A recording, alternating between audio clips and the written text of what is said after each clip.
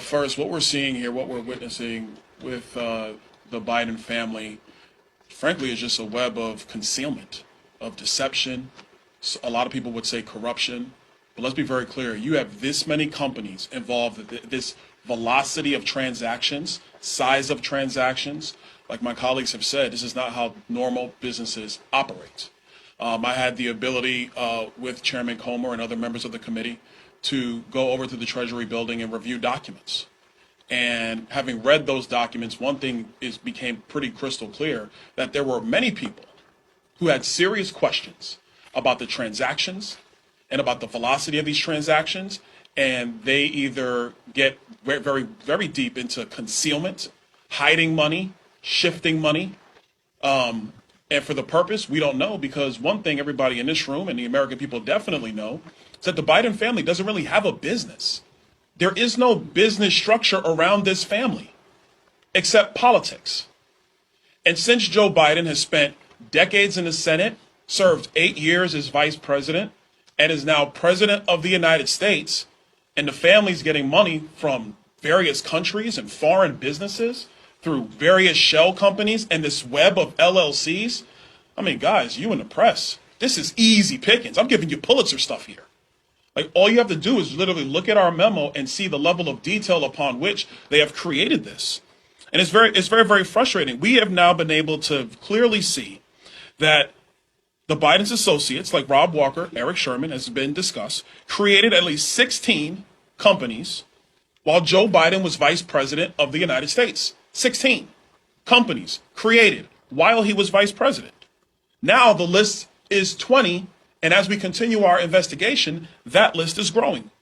And like I said before, the question is, to serve what purpose?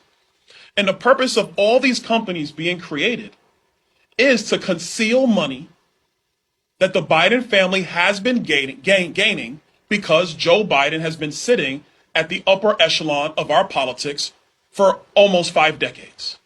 That is the entire purpose here. Here's an example of what I mean. You have Rosemont Seneca Partners, Rosemont Seneca Advisors, Rosemont Seneca Technology Partners, RSP Holdings, RSTP2 Alpha, RSTP2 Bravo, Rosemont Seneca Thornton, Rosemont Seneca Bohai. I want to make sure I pronounce it right. Bohai, Bohai. And the list goes on and on. Cycling through this many companies serves no legitimate purpose. And as somebody who actually worked in banking, I did that long before I came here. Whenever there was like this many companies just laying all over the place, and you see wire transfers and cashier checks over here going to random members of the family for no apparent purpose at the size and velocity at which all of this was being conducted, the only logical conclusion of a financial professional is you are concealing money. Let me restate this. You are concealing money from either the IRS or from credit agencies or from other people in general. That's the only reason you set up a structure like this. Some of these companies were connected to Hunter's personal professional company, Oswego, or Skinny Atlas, Scale Atlas, however you want to pronounce it. And the list goes on. And Mr. Biggs, he talked about Hudson West 3 and some of those other issues that were going on as well. One thing I want to make sure is that all of this has happened and Joe Biden is aware. Nobody in this room can logically sit here and say that the president of the United States had no idea that these companies were being formed while he was vice president of the United States. And I will add you, he was probably in better mental shape then than he is today. I'll throw that out there. And so what this committee is going to continue to do is pursue this investigation. We are going to continue to document, and we're going to provide that information to all of you in the press. So to help you, and frankly, like Congresswoman Mace said, and probably help the DOJ along with their investigation. One quick note, it's interesting that the Department of Justice has been investigating Hunter Biden for quite some time, and we seem to just never really get anywhere. And so I think that's also interesting as well. I wonder what's going on at the Department of Justice. But that being said, the bottom line is there is no real business here. None.